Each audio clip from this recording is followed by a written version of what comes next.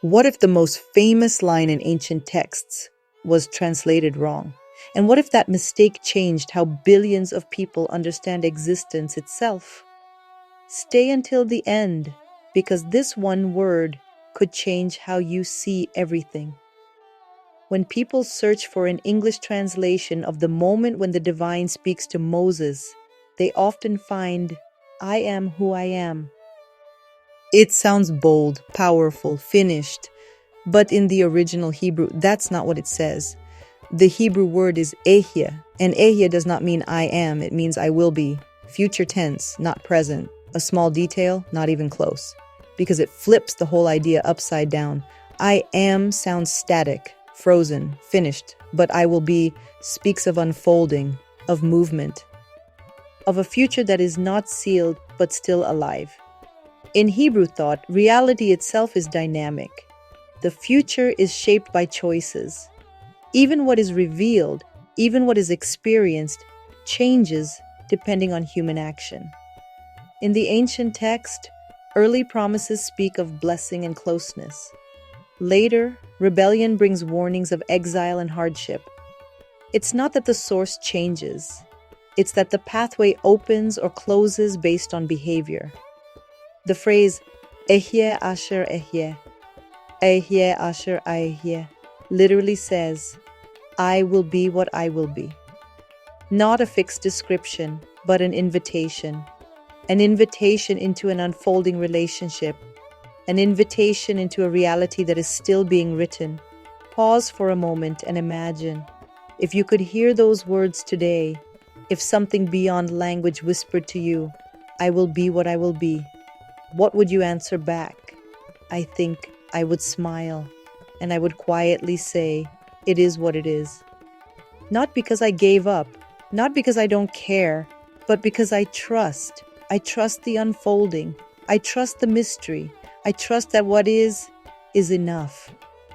Maybe this is what it means to truly walk through life, not trying to control every outcome, not demanding perfect clarity, but moving forward, step by step, into the unknown. The word Ehyeh, I will be, reminds us reality is alive, not frozen. And if the language itself encodes that movement, what else have we missed? What other truths are hidden in the structures of the words? Stay curious. What if reality doesn't begin with action, but with quiet? What if the engines must stop before anything real can begin? Before anything new can be created, the noise must fall silent, not out of weakness, not because we failed, but to clear the space so that something greater can pass through us. It is not to force reality into shape. It is to learn the hidden art of stillness, not pushing, not planning, listening, allowing, becoming a space not full of noise, but open to what wants to be born. Adam, adamah, damah, blood flows. The human stands, the earth holds, and silence opens. Only when we stop trying to control everything can something greater move within us, not with struggle, but with surrender, not with domination, but with deep listening. Maybe silence is not absence. Maybe silence is invitation. Stay until the end, because the silence is not empty. The silence is where the new world begins. If you're as fascinated by the power of Hebrew as I am, make sure to like, subscribe, and share. Together, let's keep exploring the depths of truth. Thank you for watching. Hebrew isn't just a language, it's a living structure, a reflection of the brain, of nature, of the stars and the soil. It doesn't describe reality, it holds it. Every word in Hebrew is a vessel, carrying the weight of its meaning and history. Some whole, some are broken and put back together. Some are misunderstood, romanticized, or stripped of their true meaning. But these aren't just poetic ideas. They're built into the structure, because in Hebrew, letters aren't just sounds, they're forces. This isn't a belief or a philosophy. It's what the words themselves are whispering, if you know how to listen.